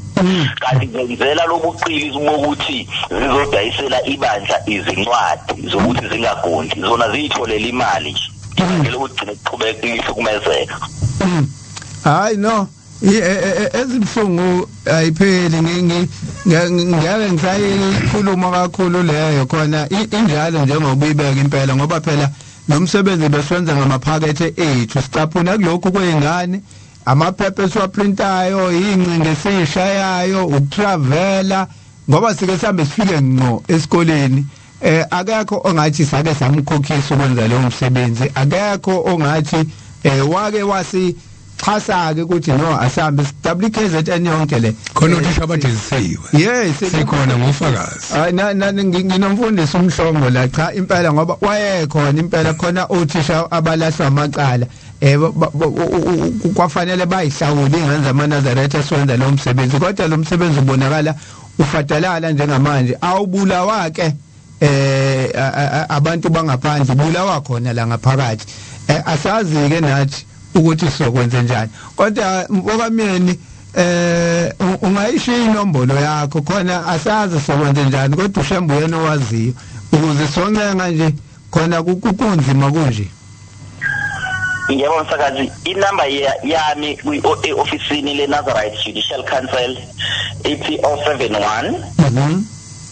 22 18 524 okay awuphinde futhi 071 22 18 yes 524 siyabonga kakhulu mfowethu so lo wesikuthinta nje sixhumana siza ukuthi isimo sihamba kanjani amen amen hey mfundisi ungona ngoba usila phambi kwami uyasazi isimo hayi ngibuya khona ngiyabazi kodwa ke kuzofuna siqine ngoba hayi sesayihlasela sayiwina namanje msezothwala nzima laba abaseyindlovini hayi senza kubona abasilinde hayi labo ngizoqala ngabo nje ngoba ufikile umyalezo ngathola no bekuzozwakala nje ngoba kwamzala ngikhola ukuthi ngimsokolo kuzoya lapho uma kwenzekile inkosi mayikwazile kwenzeka mhlambe ngafika mina qathatha lapho esikoleni solixoxa lo daba kodwa kujwayelekile ukuthi mangeke ngathola uprincipal sekukhulume over the phone udaba liphela wadlula lapho sihlangana phambili ya othisha kufuna bazi ibandla laNkulunkulu leli umthetho kaNkulunkulu lo asizokumela ukucindezelwa yabona kwabanzima kuthina emveni kweminyaka yobandlululo sahlushwa kakhulu sahlushwa kakhulu thina kwakuyisikhathi sobandlululo isikhathi sobandlululo nomthanda akunayo uthixo selikhululekile savota nathi njengamanazaretha bese kuthiwa umthetho kaNkulunkulu hayi kaHlembe umthetho kaNkulunkulu uzocindezelwa abantu abazonda uNazaretha no way ngeke uhulumeni esivumele cha uvumile uhulumeni uthi bamanazaretha ezikoleni uvumile ivumile iconstitution yezo into efika ixaka ukuthi nenyunyane lezi zabo uthi shebamelayo kune code of conduct kakhulukazi usathu nonathu bobabili code of conduct yabo ithi banga othisha akufanele bahlukumeze abafundi ngokwezenkolo bangabacwasi ngokwezenkolo nani so sithola ukuthi nje yonke into namhlanje uthola ingane ifunda namabhayi ezangoma igaxe ibhayi la faka ubuhlali iya esikoleni noma ishuqule into zazo obungoma iya esikoleni eNazaretha ukuthi nento yemvelo inwele kuthiwa zifuneki kodwa wonke umuntu unazo inwele nansi inkinga khona manje sifundisa ingane eziphathe kahle uhulumeni ngendlela adedele ngayo izinto ingane siyikhulelwe esikoleni ngoba inelungelo lokuthi ifunde namhlanje ngeinwele oyinikwe uNkulunkulu kufanele ungaye esikoleni hayi ngeke sasukuba ithanda ukuba inkinga lento sezidlula kule ndaba ngoba sazongena kuyona kakhulu bengithi ngizokhuluma ngeinwele mhlambe kodwa ake ngidlule nje isecondary kuyona ngoba hayi angiyeke sikhuluma ngesabatha ezayo kwaSwayimane ngoba kuzodleka isikhathi mfundisi ethi ngiyalibuka iwatch alisavule kanti kufanele sisonge lenkulumo kade sikhuluma ngayo izosuka iphazamiseka sengingena kukunye kanti besidonsa umyeni nje sisho inkinga eNazaretha Judicial Council ebhekene nazo ngoba umsebenzi kahle lento kufanele ngakade yaphela kade besikhuluma la ngomthetho ukuthi abantu abayekelela umthetho nababukayo izinto zonakala bese beyathula uzoboshwa kanye naye lo wenze le kunjalo uzothi wena hayi ayihlangane angeni ngoba yenziwe mina kodwa uyayibona yenzeka kodwa uyathula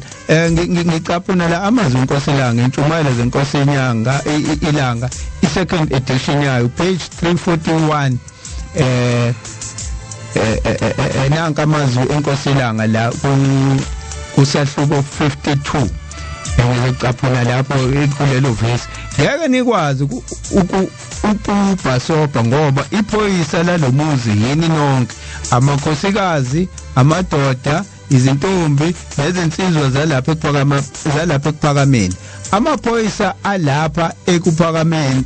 amaphoyisa amakhulu alapha ekuphakameni amakhosi lawo so umuzi owasekuphakameni noma umuzi wamaNazaretha ugadwe yithina sonke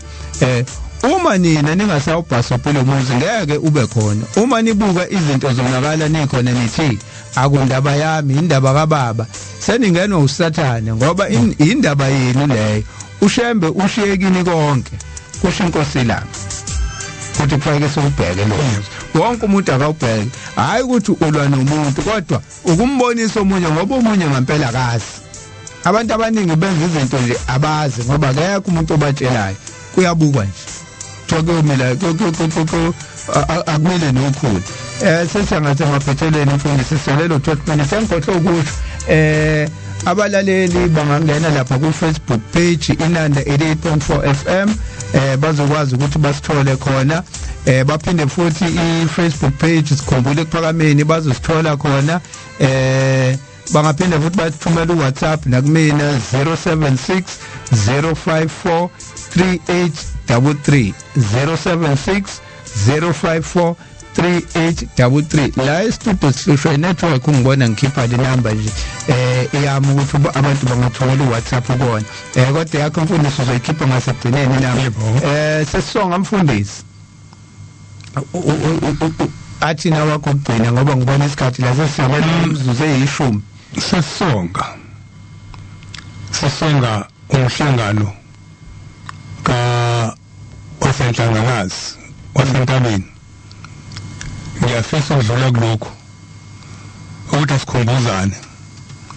ngemithetho omunye khona bese kubekela safika ngakona khona isuke isemqoka la ushaka 1 noshaka 7 oy wathi safika ngusufika khona mfundisi vele ngafika manje wavele wafika khona vele ngafika asengikhumbuzi yes asengikhumbuzi ukuthi ushaka 1 unyanga zonke umshaka 7 unyanga zonke umuthola ithuba uyako centa ethempelini ingilozi solimile neyibusiso umhlaka 1 nomhlaka 7 ngile uthinta indaba mfundisi ngoba nami ngikhula le ndaba iyaziwa nje kuthiwa awusebenzi ekhaya lakho uma kuumhlaka 1 nangomhlaka 7 noma ke ungasaphumelelanga ngezathu ezithile ukuthi uyosebenza emzini usebenza emzini kaNkulunkulu ungasaphumelelanga kodwa ufana nesabatha awusebenzi kodwa ekhaya lakho wenza umsebenzi kaNkulunkulu usebenza emzini kaNkulunkulu ngalezi zinsuku lezi umhlaka 1 nomhlaka 7 mhlawumbe ungakwenza okunye uthi mhlawumbe ithempeli likude noma yini kude ongenani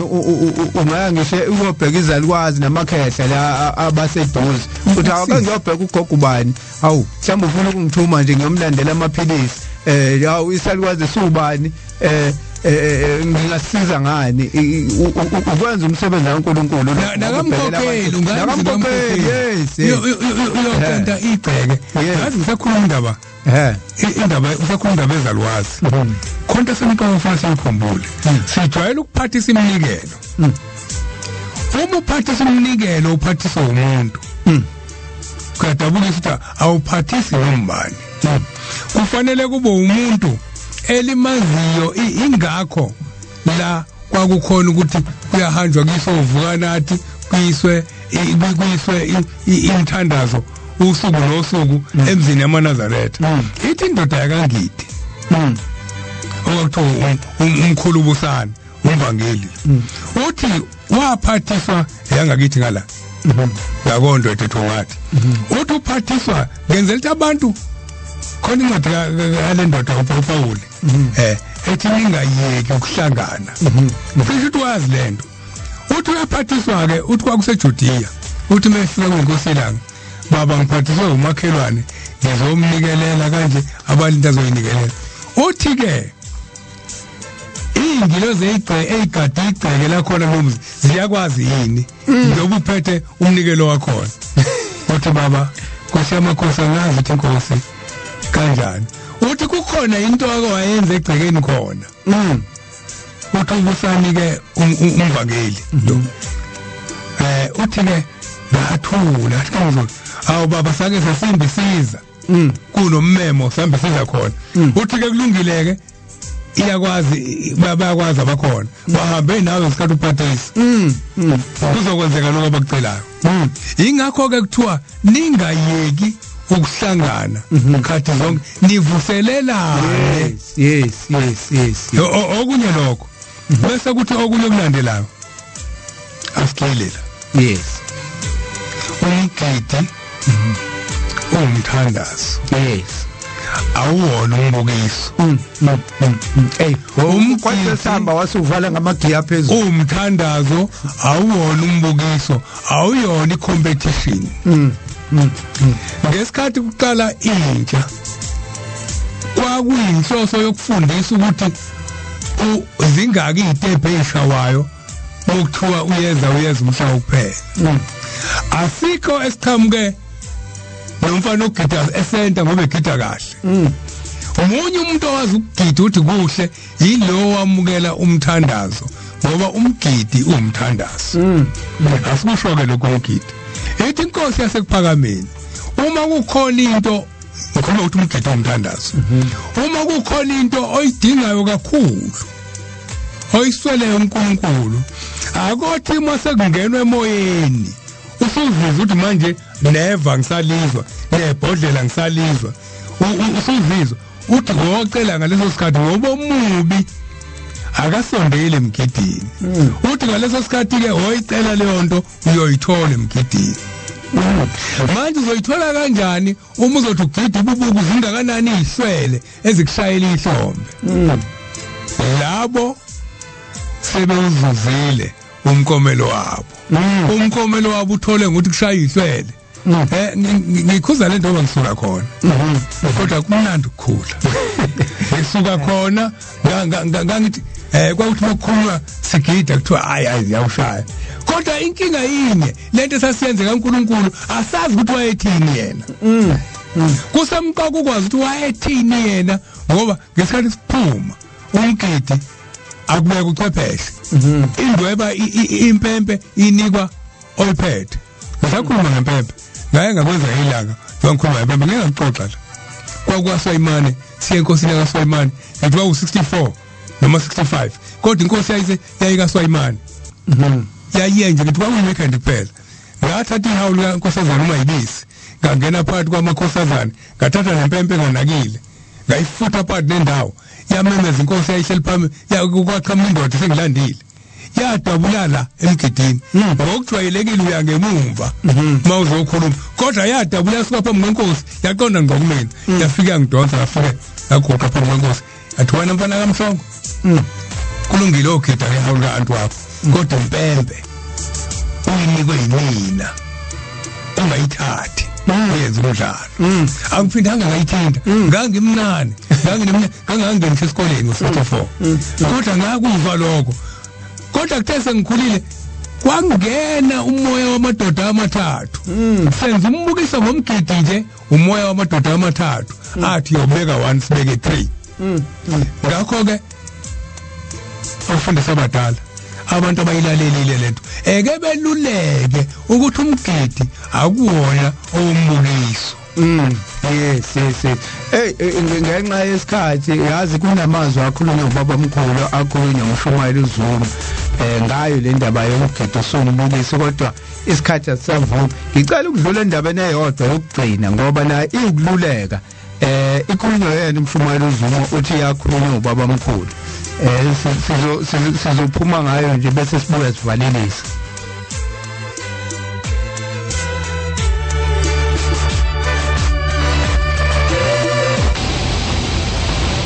Besemzini wasempuza ngaphandle komuzi sefika abantu sebegudile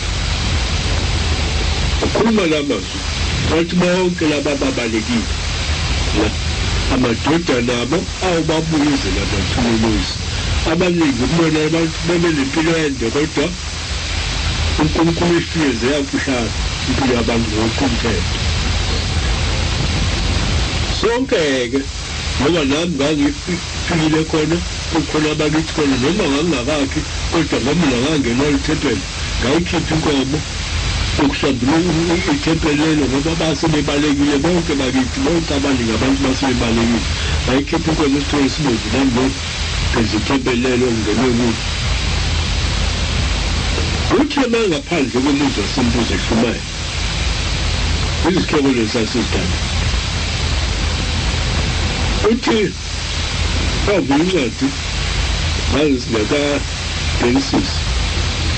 lapho uJehova ethi ku-Abrahama ngiyabuyela wena ukuthwasa konyaka ngozala indodana kamugama wesana uthi ngiyabuza kunini ukuthi u-Abrahama lo owazi wayitshelwa umkakhe wathi usala ngizalele kulesigqili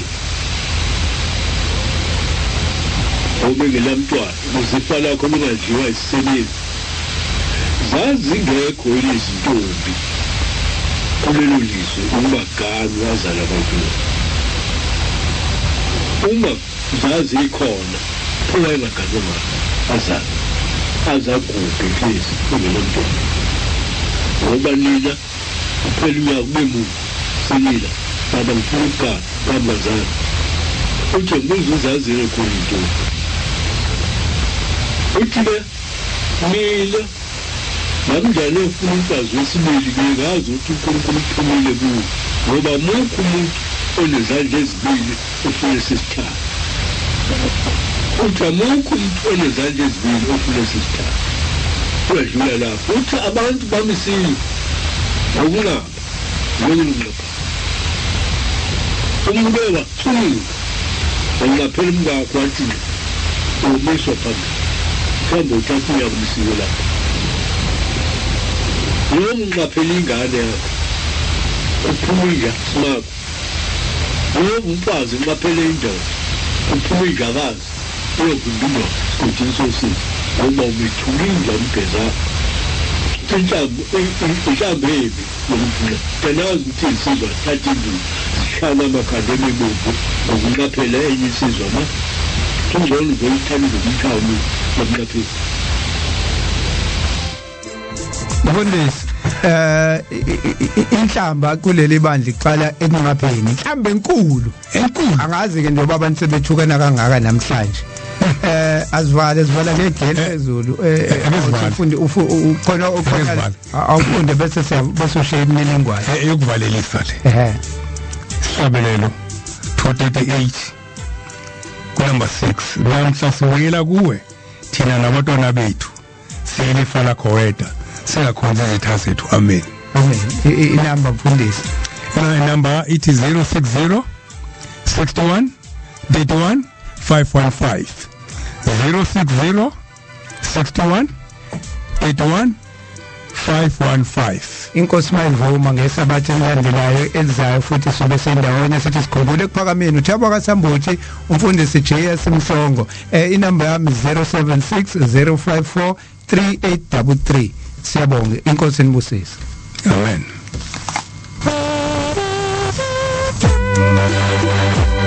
oh yeah